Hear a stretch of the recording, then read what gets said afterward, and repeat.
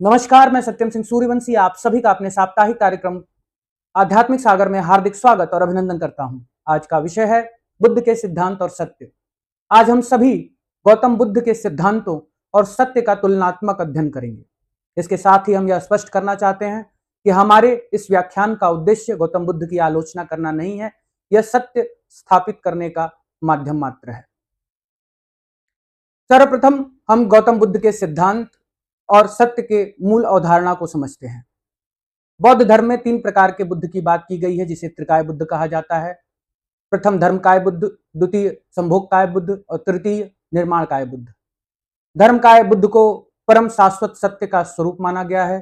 संभोगकाय बुद्ध को बौद्ध धर्म में प्रकाश का स्वरूप माना गया है, जो बोधिसत्वों के ही प्राप्त होता है। और तीसरा निर्माणकाय बुद्ध उस मनुष्य को माना गया है जो बुद्धत्व को प्राप्त करेगा और बुद्ध बनकर मानवता को ज्ञान प्रदान करेगा। 3 प्रकार के बुद्ध की व्याख्या है, लेकिन यह व्याख्या पूर्णतः गलत है, क्योंकि यह तीनों व्याख्या एक अवस्था है। यह अवस्था किसी भी मनुष्य की हो सकती है और यह अवस्था गौतम बुद्ध की भी थी। गौतम बुद्ध ही निर्माणकाय बुद्ध थे, गौतम बुद्ध की ही अवस्था संभोगकाय बुद्ध की हुई और गौतम बुद्ध की ही अवस्था धर्मकाय बुद्ध की हुई। गौतम बुद्ध ने ही 3 अवस्थाओं को प्राप्त किया। प्रथम अवस्था मनुष्यता की अवस्था है, जहां नश्वर प्रकृति से युक्त जीवन होता है, नश्वरता से युक्त जीवन होता है, वो मनुष्य का जीवन है, जहां पर ज्ञान होता है और हम मानवता का मार्गदर्शन करते हैं। ऐसे निर्माणकाय बुद्ध के स्वरूप में गौतम बुद्ध को जाना गया। गौतम बुद्ध ने जब गहराइयों में यात्रा शुरू की और जब एक स्तर गहराई को पार किया, तो वह प्राण ऊर्जा जो हमारे शरीर में प्रवाहित होती है, जीवन ऊर्जा के स्वरूप में, अव्यक्त प्रकृति शक्ति जिसकी स्रोत होती है, उसको अनुभव किया। जब उसको अनुभव किया तो वो प्रकाश के स्वरूप में दर्शनीय हुआ।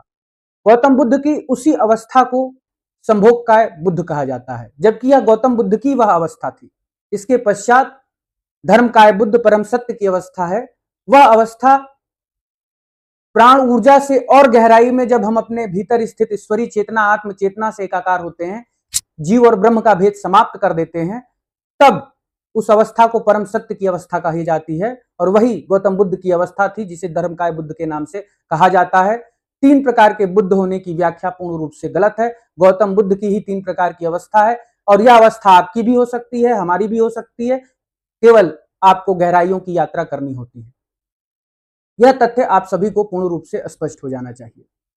दूसरा, पुनर्जन्म के सिद्धांत को समझते हैं। गौतम बुद्ध के पुनर्जन्म के सिद्धांत में अनात्मवाद था। अनात्मवाद को अगर हम समझते हैं तो इसका मूल सिद्धांत यह कहता है कि आत्मा नहीं होती है।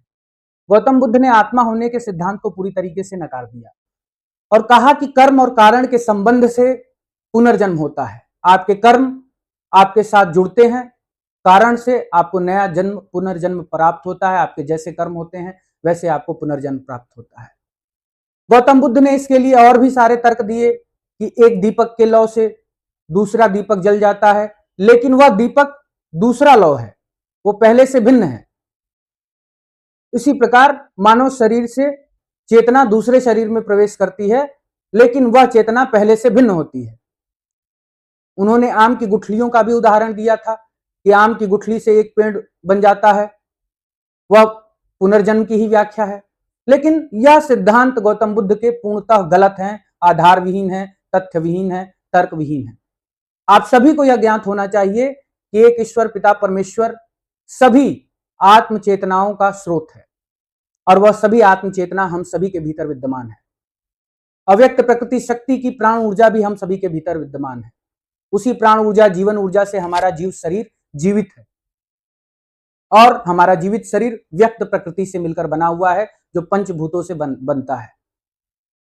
इस प्रकार हमारे शरीर जो है वो नश्वर है, वो मृत्यु को जब प्राप्त करती है तो हमारी प्राण ऊर्जा शरीर का त्याग कर देती है। यह प्राण ऊर्जा जब शरीर का त्याग करती है तो प्राण ऊर्जा के भीतर ईश्वरीय चेतना विद्यमान रहती है और प्राण ऊर्जा अपने साथ ईश्वरीय चेतना को लेकर शरीर से बाहर चली जाती है। उसके पश्चात या फिर वो अपने कर्मों के अनुरूप पुनर्जन्म प्राप्त करती है अथवा ईश्वरी चेतना अगर प्राण ऊर्जा के बंधन को तोड़ देता है तो वो मोक्ष अथवा निर्वाण को प्राप्त हो जाता है। बुद्ध के सिद्धांत की सबसे बड़ी गलती यह है कि उन्होंने जो व्याख्या की है वो प्राण ऊर्जा के स्तर पर की है। उनकी समझ अव्यक्त प्रकृति शक्ति के स्तर पर ही है। उन्होंने केवल यह व्याख्यान दिया है कि एक प्राण ऊर्जा एक शरीर से निकलकर दूसरे शरीर में प्रवेश कर जाती है और वह प्राण ऊर्जा दूसरी प्राण ऊर्जा होती है, वो पहले से भिन्न होती है। जैसे एक मां से एक बच्चे का जन्म हुआ तो मां के प्राण ऊर्जा से बच्चे के भीतर गर्भावस्था में प्राण ऊर्जा ट्रांसफर हो गया, मां से बच्चे में प्राण ऊर्जा ट्रांसफर हुआ, लेकिन वह सिर्फ प्राण ऊर्जा ट्रांसफर हुआ। जो उस बच्चे के अंदर प्राण ऊर्जा के भीतर आत्म चेतना ईश्वरी चेतना होती है वह पुनर्जन्म के स्वरूप में या नए जन्म के स्वरूप में प्रवेश करती है। आत्म चेतना प्राण ऊर्जा की भिन्नता को समझना आवश्यक है, जीव और ब्रह्म के भेद को समझना आवश्यक है। प्राण ऊर्जा एक शरीर से दूसरे शरीर में प्रवाहित होती है, मां से बच्चे में प्रवाहित होती है। जिस प्रकार एक दीपक से दूसरा दीपक जलता है, जिस प्रकार गुठली से एक आम का पेड़ बन जाता है, उसी प्रकार प्राण ऊर्जा एक शरीर से दूसरे शरीर में प्रवेश करती है। लेकिन आत्म चेतना मां से बच्चे में प्रवेश नहीं करती है।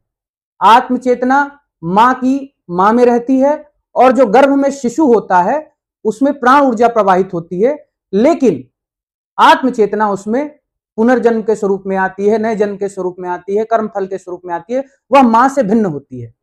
सबकी आत्म चेतनाएं भिन्न है वो ईश्वरीय चेतना ही, लेकिन भिन्न है। और इसी तथ्य को समझने में गौतम बुद्ध पूर्णतः असफल थे, इसीलिए उनके सारे उदाहरण गलत सिद्ध होते हैं और उनका आत्मा को नकार देना भी उनकी अज्ञानता का प्रतीक है। उन्हें यह ज्ञात नहीं था कि आत्म चेतना क्या होती है, अथवा वह आत्म चेतना के स्तर तक पहुंचे ही नहीं थे। अगर वह आत्म चेतना के स्तर तक पहुंचे होते तो उन्हें मालूम होता कि मनुष्य जीव शरीर में जो प्राण ऊर्जा प्रवाहित हो रही है वह प्राण ऊर्जा के भीतर एक आत्म चेतना है जो ईश्वरी चेतना है, जो मुक्त है, नश्वर नहीं है, वो शाश्वत सत्य है। लेकिन बौद्ध सिद्धांतों में उन्हें धर्मकाय बुद्ध अवश्य बता दिया गया है। यह बताया गया है कि गौतम बुद्ध ने तीनों अवस्थाएं प्राप्त की थी, लेकिन उनके व्याख्यान के माध्यम से यह बिल्कुल स्पष्ट नहीं होता है कि उन्होंने शाश्वत सत्य की अवस्था प्राप्त की थी। अगर वह शाश्वत सत्य की अवस्था को प्राप्त किए होते तो उन्हें शाश्वत सत्य की जानकारी अवश्य होती, जिस प्रकार आज मैं आप सभी को व्याख्या दे रहा हूं। पुनर्जन्म के सिद्धांत को समझने के पश्चात हमें मनुष्य शरीर के सिद्धांत को भी समझना होगा जो गौतम बुद्ध ने दिया था। गौतम बुद्ध ने यह कहा था कि मनुष्य शरीर रूप, वेदना, संज्ञा, संस्कार और विज्ञान 5 चीजों से मिलकर बना हुआ है। स्कंध बोला जाता है, उसके माध्यम से मिलकर बना हुआ है। लेकिन यह बिल्कुल गलत तथ्य है।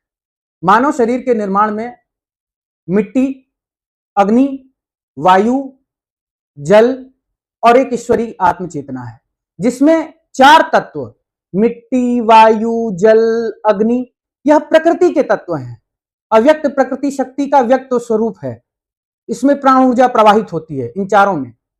और जो 5वां है वह ईश्वरी चेतना है जो आत्मा के स्वरूप में है। इस सिद्धांत को आप सभी को स्पष्ट रूप से जानना चाहिए। और यहां पर भी गौतम बुद्ध के सिद्धांत, बौद्ध धर्म के सिद्धांत गलत सिद्ध होते हैं, तथ्यों और तर्कों पर गलत सिद्ध होते हैं। और आप स्वयं भी देख लीजिए अपने शरीर को कि आपके शरीर में मिट्टी है, आपके शरीर में जल है, आपको मिट्टी की भी आवश्यकता है, जल की भी आवश्यकता है, आपको अग्नि की भी आवश्यकता है, आपको वायु की भी आवश्यकता है। जीव के निर्माण, जीवन के लिए इन चारों तत्वों की आवश्यकता है। इन चारों तत्वों के बिना आपका जीवित शरीर नहीं चल पाएगा। और जीवित शरीर रहने के लिए इन चारों तत्वों को हमेशा लेना पड़ता है, हमें बाहर से लेना पड़ता है। और शरीर में स्वयं भी इन तत्वों का निर्माण होता रहता है। यह जीव है, प्रकृति के, अव्यक्त प्रकृति के ही अंग हैं चारों। लेकिन ईश्वरी चेतना जो आत्म चेतना के स्वरूप में विद्यमान है वह जीव से भिन्न है, वह प्राण ऊर्जा से भिन्न है, वो शाश्वत सत्य है, एक ईश्वर पिता परमेश्वर का अंश है। इसके अलावा गौतम बुद्ध ने स्वर्ग, नर्क, सांसारिक चक्र और निर्वाण के सिद्धांत को समझाया था।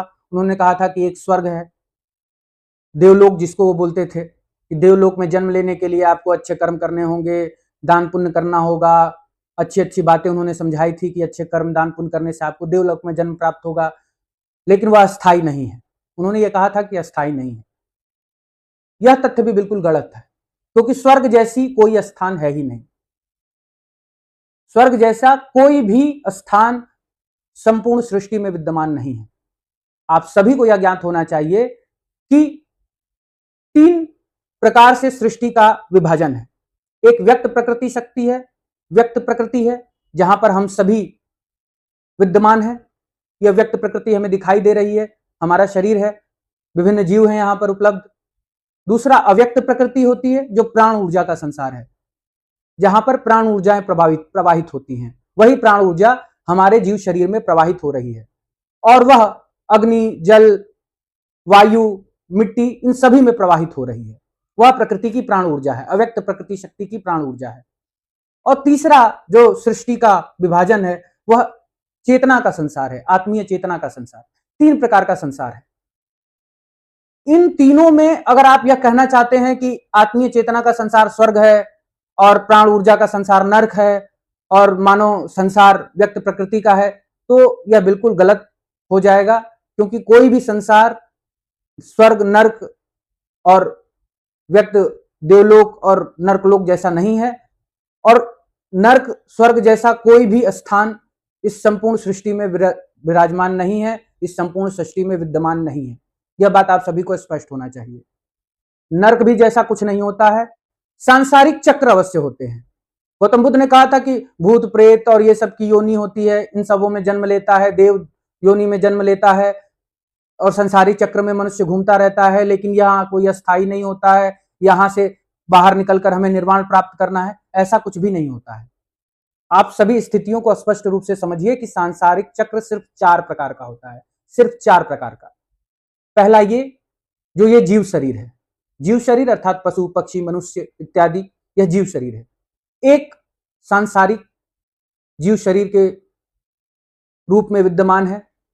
दूसरा यह होता है कि मृत्यु के पश्चात आपकी प्राण ऊर्जा आपके शरीर से बाहर निकल जाती है, और प्राण ऊर्जा जब शरीर से बाहर निकलती है तो उसके भीतर आत्म चेतना निहित होती है, ईश्वरीय आत्म चेतना, और वह ईश्वरीय आत्म चेतना प्राण ऊर्जा के साथ शरीर छोड़ देती है और प्राण ऊर्जा के संसार में प्रवाहित होने लगती है। जो दृश्य नहीं है अदृश्य है, जो व्यक्त नहीं है अव्यक्त है, वहां घूमने लगती है, भटकने लगती है। उसके पश्चात वो अपने कर्मों के अनुरूप, अगर उस चेतना में, उस जो चेतना है, अगर कर्म अच्छे होंगे तो वो चेतना और प्रकाशित हो जाती है, ईश्वरीय चेतना। अगर कर्म खराब होते हैं तो ईश्वरीय चेतना धीरे धीरे क्षीण हो जाती है। अगर ईश्वरीय चेतना क्षीण हो जाती है तो अगला जन्म जो आपका होगा, पुनर्जन्म, वह आपको ऐसे नरकीय शरीर प्राप्त होगा, जैसे पशु पक्षी, जीव जंतु, कीड़े मकोड़ों का शरीर प्राप्त होगा, क्योंकि आपकी ईश्वरीय चेतना, आत्म चेतना क्षीण हो चुकी है आपके कर्मों की वजह से। अगर आप अच्छे कर्म करेंगे तो आपकी ईश्वरीय चेतना प्रकाशित होगी, तो वो और अच्छा शरीर धारण कर पाएगी। प्रकृति आपके कर्मों के अनुरूप आपकी आत्म चेतना के प्रकाशित होने के संभावनाओं को देखते हुए आपको नया शरीर प्रदान करती है। आप नया शरीर धारण करते हैं। जैसा आपका कर्म होगा वैसा आपकी आत्म चेतना प्रकाशित होगी। बुरा कर्म होगा तो आत्म चेतना क्षीण हो जाएगी, उस प्रकाशित नहीं होगी। क्षीण हो जाएगी तो खराब शरीर प्राप्त होगा, प्रकाशित होगी तो अच्छा शरीर प्राप्त होगा। कर्म बंधन में बंधा हुआ आत्म चेतना प्राण ऊर्जा में निहित रहता है, वो पुनर्जन्म प्राप्त कर लेता है कर्म के अनुसार, अथवा वो भटकता रहता है। अगर किसी भी प्रकार की अकाल मृत्यु वगैरह हो गया, या फिर कोई आसक्ति हो गई, किसी भी प्रकार की आपकी इच्छा मृत्यु नहीं है, आप बिना इच्छा के मृत्यु प्राप्त कर गए, तो वह भटकती रहती है। उसी को लोग भूत प्रेत इत्यादि बोल देते हैं, लेकिन जबकि वो प्राण ऊर्जा ही है, और प्राण ऊर्जा के भीतर स्थित ईश्वरीय चेतना भी है, और वो ऐसी भटकती रहती है। उसके पश्चात तीसरी अवस्था यह होती है कि मृत्यु के पश्चात प्राण ऊर्जा शरीर से निकली और प्राण ऊर्जा के बंधन को तोड़कर ईश्वरीय चेतना, ईश्वर चेतना के संसार में जाकर और मुक्ति प्राप्त कर लेती है, निर्वाण प्राप्त कर लेती है, मोक्ष प्राप्त कर लेती है। लेकिन उसके लिए ईश्वरीय चेतना कर्म फल के बंधन को तोड़ेगी, और उसको तोड़ने के लिए अच्छे कर्म होने चाहिए। जब आप कर्म बंधन से मुक्त होंगे, आप कोई कर्ज नहीं होगा आपके जीवन का, आप कर्म फल से बिल्कुल मुक्त होंगे, कर्म फल शून्य होगा, तब आप प्राण के बंधन को तोड़ पाएंगे, अव्यक्त प्रकृति शक्ति के प्राण बंधन को तोड़ पाएंगे। और जब तक आप अव्यक्त प्रकृति शक्ति के प्राण बंधन को नहीं तोड़ पाएंगे, तब तक आपकी ईश्वरीय चेतना, आत्म चेतना मुक्त नहीं होगी और वो निर्वाण को प्राप्त नहीं करेगी, वो मोक्ष को प्राप्त नहीं करेगी, एक ईश्वर पिता परमेश्वर ईश्वरीय चेतना में विलीन नहीं हो पाएगी। यह मूल रूप से यथार्थ सत्य का सिद्धांत है और बुद्ध के सिद्धांतों की व्याख्या भी हमने समझाया। इस प्रकार बुद्ध के सिद्धांत व्यापक रूप से तथ्यों और तर्कों के आधार पर गलत सिद्ध होते हैं। मेरा उद्देश्य उनकी आलोचना करना नहीं है, लेकिन यह स्पष्ट करना चाहता हूं कि बुद्ध ने संपूर्ण अनुभव, संपूर्ण व्याख्यान प्राण ऊर्जा, प्रकृति के स्तर पर दिया है। उन्होंने उस कालखंड में मान्यताओं को स्वीकारा भी है, नकारा भी है और उसी आधार पर अपने व्याख्यान को प्रस्तुत किया है। लेकिन मेरा सत्य यथार्थ सत्य है, यह स्वयं के अनुभव पर आधारित है, स्वप्रेरणा, स्वजागृति से है और बिल्कुल स्पष्ट सैद्धांतिक है। अगर आप सभी को अच्छा लगे, तर्क और तथ्यों के आधार पर सत्य प्रतीत हो, तो आप सभी इस सत्य को पालन करते हुए अपने जीवन के आचरण में सुधार लाएं। इसी के साथ आज का विषय समाप्त होता है। नमस्कार।